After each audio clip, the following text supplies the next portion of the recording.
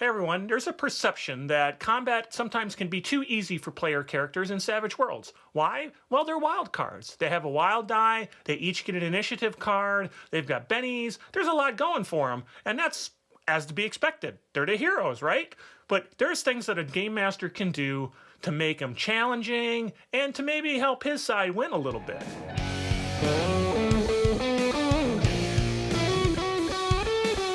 With Tabletop Bingo, look at the bubbles, do the stuff. We'd love your support. We'd love your input. We'd love comments, subscriptions, support, all that stuff.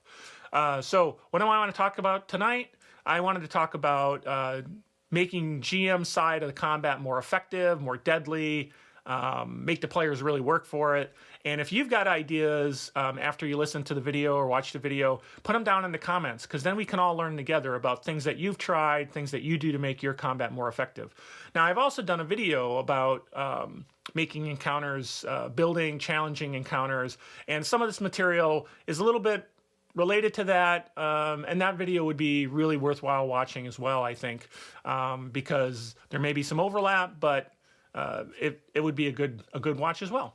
So look for building challenging encounters. So let's talk about it then. So the first thing I want to talk about is the initiative system. The initiative system really works well the more cards you get. Now, player characters have this advantage that each player character gets a card. They can spend bennies to get a new card. They can take edges like level-headed to get more cards. And with that ability, there's more likely to get a joker.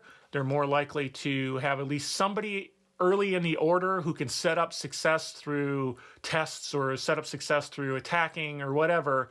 And that's powerful. Now, the game master on his side, he may just have a set of mooks, a set of extras, and the one wild card that the players are going up against. Well, that's 2 action cards. And so right there, they're already at a disadvantage. So I say look for, in that extras, separation. Maybe you have some extras who are archers, and you have some extras who are pikemen, soldiers. Well, each one of them can have their own card. And so now you'd have 3 cards. There could be other wild cards with the big bad guy, and that adds another card. And so the more cards you have, the more options you get in the Savage Worlds initiative system, and the more likely you can get a joker, which, remember, gives that +2, and it gives bennies that can be leveraged to bring to force the attack to the players. So that's the first thing. That's probably a very important one. So maybe I shouldn't put that first, but anyway. So the second one is the way you treat your extras. Bring them in waves. So some come, and then some more come, and then some more come after that.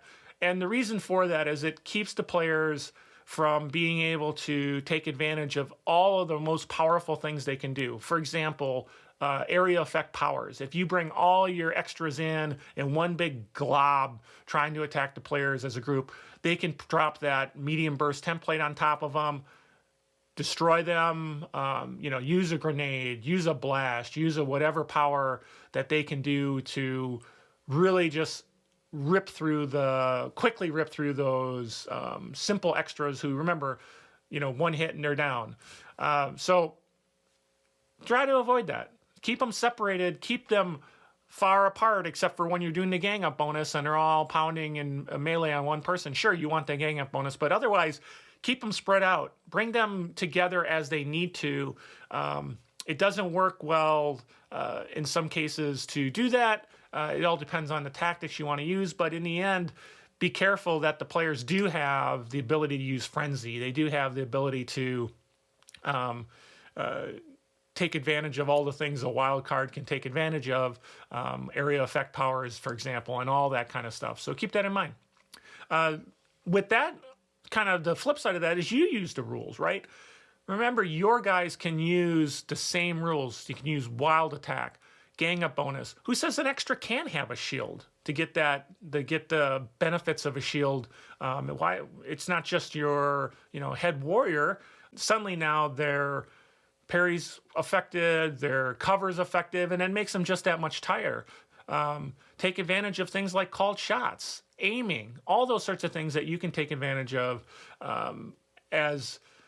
with your wild cards to make it harder for the players. Obviously, one of the big ones that you can do is tests and support, and you can keep your big bad out of the combat, out of range, behind cover, speaking over the megaphone to the players, to his minions, to get the minions maybe hyped up with support roles, taking advantage of leadership edges you might have given them, but also doing tests. Maybe they got a great intimidation, a great taunt. Use that against the players to get the players flustered, to make the players vulnerable, so that when the mooks do get that gang up bonus, it's a lot easier to hit them, even with that 1 die and no wild die. So take advantage of those rules that you can to really press the fight to the players. There's also no rule, and I alluded to it, that there can only be 1 wild card in a combat. It's not just the bad guy and then his minions. It could be a lieutenant who's also a wild card. Maybe he's not as powerful or as capable as the head person, but that lieutenant is there commanding the troops, front line, is a wild card. Maybe there's multiple lieutenants. Maybe some of the creatures are resilient, like you're having an elite guard as well as the normal guard, and the elite guard is tougher, and maybe they're resilient. Now, you don't have to make them that way. You could just buff them up and make them, a tougher opponent in the sense of a higher parry or a higher armor. They're wearing better armor and better toughness. Sure, you can do stuff like that, but the whole idea is have somebody who can take a hit, take a blow, and not just fall with each, when they get breathed on by the player characters because they're that powerful compared to the extras. So yeah, and just to make sure, I can't reiterate it enough, and I'm sure I talked about it a lot in the other video. keep your bad guy, the wild cards into combat, out of harm's way as long as possible. Use the terrain, use the capabilities. Remember, this is their lair, to cause the players trouble without exposing themselves, because we know Savage Worlds you can one-shot. You remember the saying I've used many a times, and I've stole it from somebody, is a villager with a pitchfork can take out a hero in Savage Worlds, and that can happen. If he stands up and he's visible and somebody takes the shot, somebody's going to end up rolling multiple explosions on their dice, and there's going to be so many wounds that he can't soak, and he's going to be dead. A thing along with that, as we bring another extra in, or even just the powers of the big bad guy, is take advantage of arcane backgrounds. I miss this opportunity a lot in settings that have arcane backgrounds. Why not have if the players have arcane backgrounds and magic's a thing, why not have that same thing for the bad guy? So now the bad guy has somebody with powers, and suddenly you have the capability of buffing with increasing a trait die.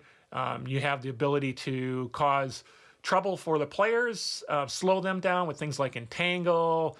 You have the ability to get moving quicker with things like speed, with the quickness modifier, so you get rid of the map. So there's a lot of things now that with buffs and debuffs that somebody with an arcane background can really bring to the combat and make the Game Master side that much tougher.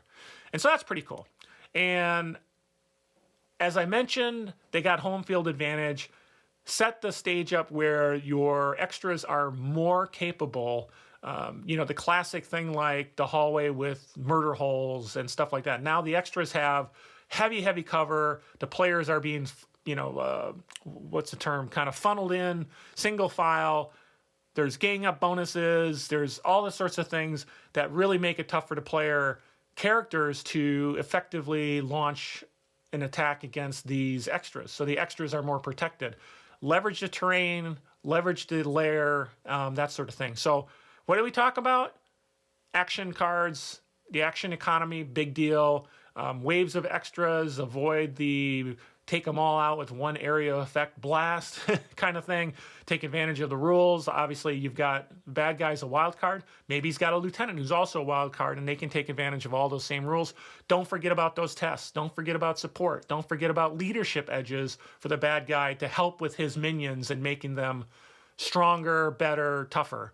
And then the last thing is keep the big bad out of harm's way unless it's necessary, and leverage things like tests and support to make the troops do better or cause trouble to the players so that when the extras are attacking them, maybe the players are vulnerable or they're in a bad sort.